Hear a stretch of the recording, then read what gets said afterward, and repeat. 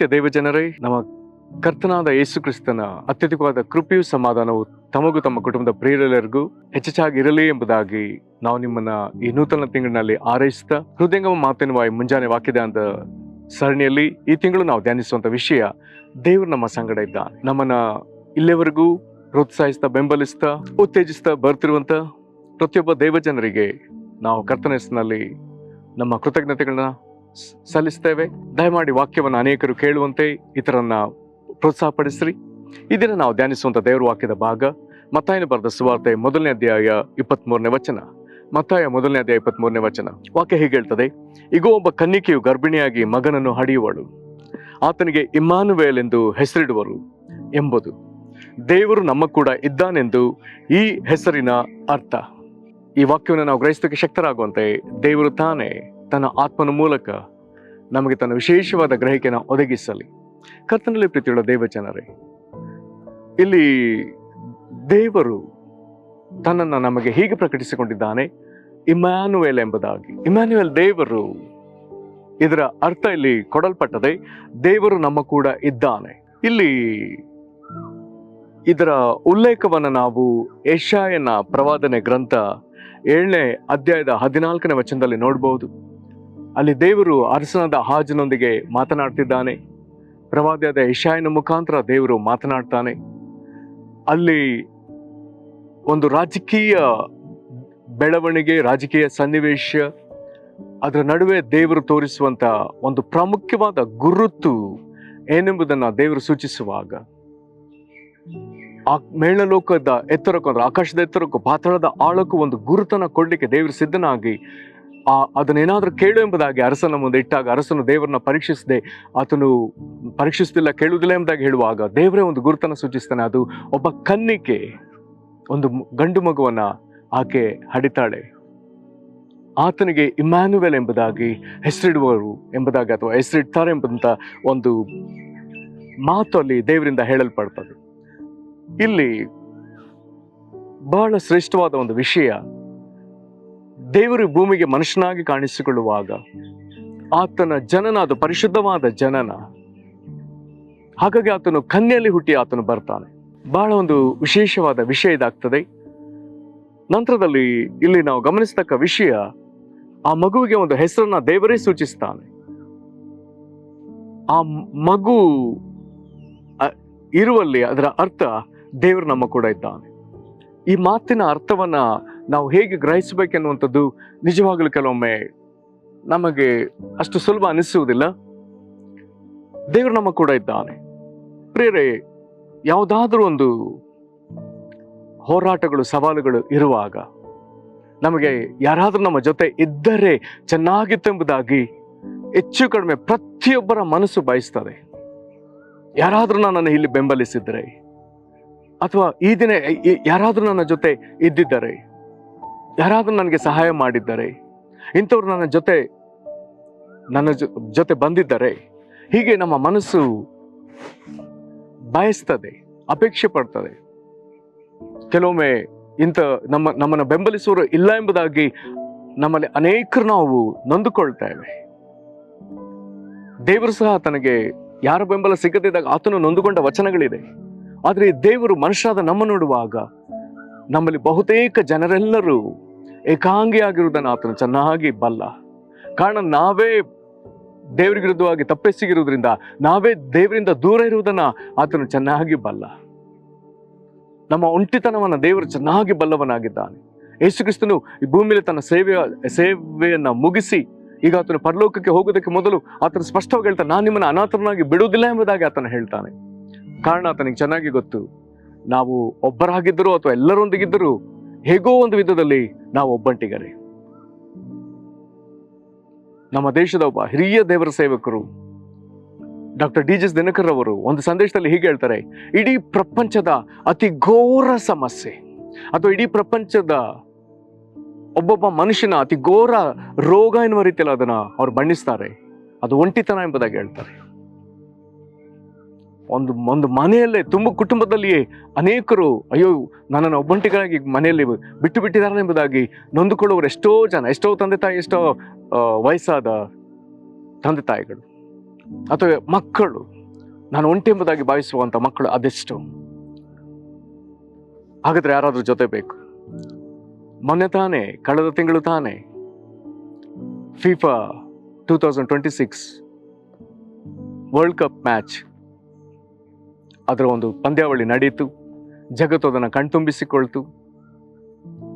ಒಂದು ಪಂದ್ಯಕ್ಕಿಂತ ಮತ್ತೊಂದು ಪಂದ್ಯದ ಸಂಗತಿಗಳು ನಿಜವಾಗಲೂ ವಿಶೇಷವಾಗಿತ್ತು.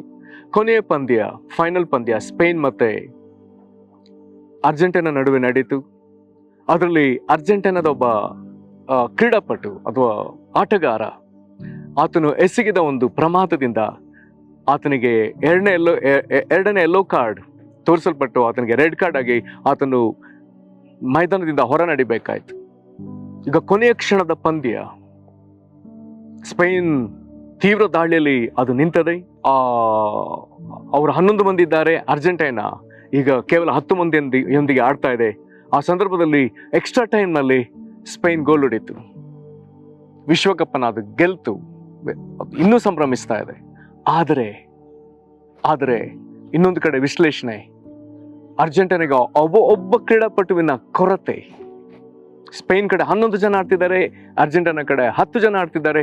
ಒಬ್ಬ ಆಟಗಾರನ ಕೊರತೆಯಿಂದಲೇ ಅರ್ಜೆಂಟೀನಾ ಸ್ವಲ್ಪ ಬಲಹೀನಗೊಳ್ತು. ಸ್ಪೇನ್ಗೆ ಅದು ಬಲ ಸಿಕ್ಕಿದ ಹಾಗೆ ಆಯ್ತು ಎಂಬುದಾಗಿ ಕೆಲವರು ವಿಶ್ಲೇಷಿಸಿದರು. ಹಾಗಾದ್ರೆ ಫುಟ್ಬಾಲ್ ಆಟ ಎಂತ ಆಟ? ಒಬ್ಬ ವ್ಯಕ್ತಿ ಆಡುವಂತ ಆಟ ಅಲ್ಲ, ತಂಡವಾಗಿ ಆಡುವ ಆಟ. ಅದರಲ್ಲಿ ಒಬ್ಬ ವ್ಯಕ್ತಿಯ ಕೊರತೆಯಿಂದಾಗಿ ತಂಡ ಬಲಹೀನಗೊಂಡು ಅದು ಸೋಲ್ತು ಎಂಬುದಾಗಿ ಕೆಲವರು ವಿಶ್ಲೇಷಿಸುವುದಾದರೆ, ಪ್ರಪಂಚದಲ್ಲಿ ಒಂಟಿತನವನ್ನೇ ಅನುಭವಿಸುತ್ತಿರುವಂತಹ ಸಾಕಷ್ಟು ಜನರಿದ್ದಾರೆ. ಅವರ ಕುರಿತು ಕಾಳಜಿ ವಹಿಸುವವರು ಯಾರು? ಇದನ್ನ ಕಂಡ ದೇವರು ಈಗ ತಾನೇ ಪ್ರತಿಯೊಬ್ಬ ಒಂಟಿ ಮನುಷ್ಯನಿಗೆ ತಾನೇ ತನ್ನನ್ನು ಕೊಡ್ತಾ ಇದ್ದಾನೆ. ಇಮ್ಯಾನ್ಯುವೆಲ್, ದೇವರು ನಮ್ಮ ಸಂಗಡ ಇದ್ದಾನೆ ಎಂಬುದಾಗಿ ಹೇಳಿದ್ರೆ, ಪ್ರತಿಯೊಬ್ಬ ಒಂಟಿ ಮನುಷ್ಯ, ಪ್ರತಿಯೊಬ್ಬ ಒಂಟಿ ತಂದೆ, ಪ್ರತಿಯೊಬ್ಬ ಒಂಟಿ ತಾಯಿ, ಪ್ರತಿಯೊಬ್ಬ ಒಂಟಿ ಯವನಸ್ಥ ಸಹೋದರ ಸಹೋದರಿ, ಪ್ರತಿಯೊಬ್ಬ ಒಂಟಿ ಮಗು, ಪ್ರತಿಯೊಬ್ಬ ಅನಾಥ ಮಗು, ನನಗೆ ನೆರವಿಗೆ ಯಾರೂ ಇಲ್ಲ ಎಂಬುದಾಗಿ ಯಾರಾದ್ರೂ ಭಾವಿಸುವುದಾದರೆ ಸಾಧ್ಯವೇ ಇಲ್ಲ. ದೇವರು ಅಂಥವರಿಗೆ ತನ್ನನ್ನೇ ತಾನು ಕೊಟ್ಟು ಬಿಟ್ಟಿದ್ದಾನೆ. ಆತನೇ ಇಮ್ಯಾನ್ಯುವೆಲ್, ಆತನೇ ನಮ್ಮ ಕೂಡ ಇರುವ ದೇವರು, ಆತನೇ ನಮ್ಮ ಸಂಗಡ ಇರುವ ದೇವರು, ಆತನೇ ನಿನ್ನ ಸಂಗಡ ಇರುವ ದೇವರು. ನಾನೊಬ್ಬಂಟಿಗೋನು ಎಂಬುದಾಗಿ ಭಾವಿಸಿ ಬಾಧೆ ಪಡ್ತಾರೆ. ನಿನ್ನ ಜೀವಿತದಲ್ಲಿ ನೀನು ನೆನೆಸದ ವಿಧದಲ್ಲಿ ಅದ್ಭುತಗಳಾಗ್ತಾ ಇದ್ರೆ, ನೆನೆಸದ ವಿಧದಲ್ಲಿ ಕಾರ್ಯಗಳು ಸಾಧನೆ ಆಗ್ತಾ ಇದ್ರೆ, ಪ್ರಿಯ ದೇವಜನರೇ, ನಿನ್ಗೆ ಅರ್ಥವಾಗದಿದ್ರು ನಿನ್ನಲ್ಲಿ ನೀನು ಕಂಡ ಕೆಲವೊಂದು ಅದ್ಭುತಗಳ ನಿಮಿತ್ತವಾಗಿ, ನೀನು ನೆನೆಸದ ವಿಧದಲ್ಲಿ ಕಾರ್ಯಗಳು ಸಾಗುತ್ತಾ ಹೋಗುವಾಗ ನಿನಗೆ ಅರ್ಥವಾಗಲಿ, ಇಮ್ಯಾನ್ಯುವೆಲ್ ಎಂಬುದಾಗಿ ಪ್ರಕಟಿಸಿಕೊಂಡ ದೇವರು, ನಿನ್ನ ಸಂಗಡ ಇರುವುದಕ್ಕಾಗಿ ಬಂದ ದೇವರು ನಿನ್ನ ಸಂಗಡ ಇದ್ದಾನೆ. ಆದುದರಿಂದ ನೀನು ಸುರಕ್ಷಿತನು, ನಿನ್ನೆಲ್ಲಾ ಕಾರ್ಯಗಳಲ್ಲಿ ನೀನು ಜಯವಂತನು, ಜಯಪ್ರದನು. ಜಯ ಕೊಡುವ ದೇವರು ನಿನ್ನ ಸಂಗಡ ಇದ್ದಾನೆ, ಯಶಸ್ಸು ಕೊಡುವ ದೇವರು ನಿನ್ನ ಸಂಗಡ ಇದ್ದಾನೆ, ನಿನ್ನನ್ನು ಮುನ್ನಡೆಸುವ ದೇವರು ನಿನ್ನ ಸಂಗಡ ಇದ್ದಾನೆ. ಈ ದೇವರು ನಿನ್ನ ಸಂಗಡ ಇದ್ದಾನೆ. ಈತನು ನಿನ್ನನ್ನು ಕೈ ಬಿಡ್ಲಿಲ್ಲ. ನೀನು ಆತನನ್ನು ಅರಿತಿದೆಯೋ ಅರಿತಿಲ್ವೋ, ಈತನು ಯೇಸು ಎಂಬ ಹೆಸರಿನಲ್ಲಿ ಬಂದಿದ್ದಾನೆ, ತನ್ನನ್ನೇ ನಿನಗೆ ಕೊಡುವುದಕ್ಕಾಗಿ ಬಂದಿದ್ದಾನೆ. ಆತನು ಇಮ್ಯಾನ್ಯುವೆಲ್ ಎಂಬ ಹೆಸರಿನಲ್ಲಿ ಸಹ ಆತನು ನಿನ್ನ ಸಂಗಡ ಇದ್ದಾನೆ. ಕಾರಣ ಆತ ನಿನ್ನ ಸಂಗಡ ಇದ್ದಾನೆ. ಇದರ ಅರ್ಥ ತನ್ನನ್ನೇ ನಿನಗೆ ಕೊಟ್ಟಿದ್ದಾನೆ. ನೀನೆಲ್ಲಾದ್ರೂ ಹೋಗುವಾಗ ಅಯ್ಯೋ ನನ್ನ ಜೊತೆ ಯಾರಿಲ್ಲ ಎಂಬುದಾಗಿ ನೀನು ಒಂಟಿಗ ಎಂಬುದಾಗಿ ಯೋಚಿಸ್ತಿದ್ರೆ, ಇಲ್ಲ, ಆತ ನಿನ್ನ ಸಂಗಡ ಇದ್ದಾನೆ. ಮನೆಯಲ್ಲಿ ಅಸ್ವಸ್ಥನಾಗಿ ಒಬ್ಬನೇ ಇರುವುದಾದರೆ, ಅಯ್ಯೋ ಇದು ನನ್ನ ಸಂಗಡ ಯಾರೂ ಇಲ್ಲ, ಇಲ್ಲ, ಆತ ನಿನ್ನ ಸಂಗಡ ಇದ್ದಾನೆ. ನಿನ್ನ ಪರಿಶ್ರಮಗಳಲ್ಲಿ ಆತ ನಿನ್ನ ಸಂಗಡ ಇದ್ದಾನೆ. ನಿನ್ನ ನಿಟ್ಟುಸಿರು ಕಣ್ಣೀರಿನಲ್ಲಿ ಆತ ನಿನ್ನ ಸಂಗಡ ಇದ್ದಾನೆ. ನಿನ್ನ ಸಂತೋಷದಲ್ಲಿ ಆತ ನಿನ್ನ ಸಂಗಡ ಇದ್ದಾನೆ. ಕರ್ತನಲ್ಲಿ ಪ್ರೀತಿಯುಳ್ಳ ದೇವಜನರೇ, ದೇವರು ತನ್ನನ್ನೇ ನಿನಗೆ ಈ ರೀತಿಯಾಗಿ ಕೊಟ್ಟು ನಿನ್ನ ಸಂಗಡ ಇರುವುದಕ್ಕಾಗಿ ಆತನು ತನ್ನದೆಲ್ಲವನ್ನ ಮರೆತು ಆತ ನಿನ್ನ ಸಂಗಡ ಇರುವುದಾದರೆ, ಪ್ರೇರೆ, ನೀನು ಸಂತೋಷ ಪಡು. ಇಲ್ಲಿ ನಾನು ಒಂದು ಈ ರೀತಿಯಾಗಿ ಹೇಳ್ಬೇಕಾಗ್ತದೆ, ಯಾರಾದ್ರೂ ಒಬ್ಬ ರೋಗಿ ಒಬ್ಬಂಟಿಗರಾಗಿ ಮನೆಯಲ್ಲಿ ಮಲಗಿದ್ರೆ ಅವ್ರನ್ನ ಕಂಡು ಇನ್ನೊಬ್ಬ ವ್ಯಕ್ತಿ ಅಯ್ಯೋ ಅವರು ಒಬ್ಬಂಟಿಗರಾಗಿ ರಾತ್ರಿ ಆಗಲಿ ಇದ್ದಾರಲ್ಲ ಎಂಬುದಾಗಿ ನೆನೆಸಿ ಅವರು ತಮ್ಮ ಮನೆಯನ್ನು, ತಮ್ಮ ಕೆಲಸವನ್ನೆಲ್ಲ ಮರೆತು ಇವರ ಸಂಗಡ ಇರುವುದಕ್ಕಾಗಿ, ಅವರ ಆರೈಕೆ ಮಾಡುವುದಕ್ಕಾಗಿ, ಅವರ ಜೊತೆಲಿ ಇರುವುದಕ್ಕಾಗಿ ಬಯಸಿ ಬಂದ್ರೆ, ಅದರ ಅರ್ಥ ಆ ವ್ಯಕ್ತಿಗಾಗಿ ಇನ್ನೊಬ್ಬ ವ್ಯಕ್ತಿ ಮನಮರುಗಿ ತನ್ನನ್ನೇ ಅವರಿಗೆ ಕೊಟ್ಟಿದ್ದಾನೆ. ಹಾಗಾದ್ರೆ ದೇವರು ನಮ್ಮ ಕೂಡ ಇದ್ದಾನೆ ಎಂಬುದಾಗಿ ಹೇಳಿದ್ರೆ, ದೇವರು ತನ್ನನ್ನೇ ನಿನಗೆ ಕೊಟ್ಟಿದ್ದಾನೆ. ಆತ ನಿನ್ನ ಸಂಗಡ ಇದ್ದಾನೆ. ಆತನಿಗೆ ಸ್ತೋತ್ರ ಹೇಳು. ನಾನು ಒಂಟಿಗ ಎಂಬುದಾಗಿ ಇನ್ನು ಭಾವಿಸಬೇಡ.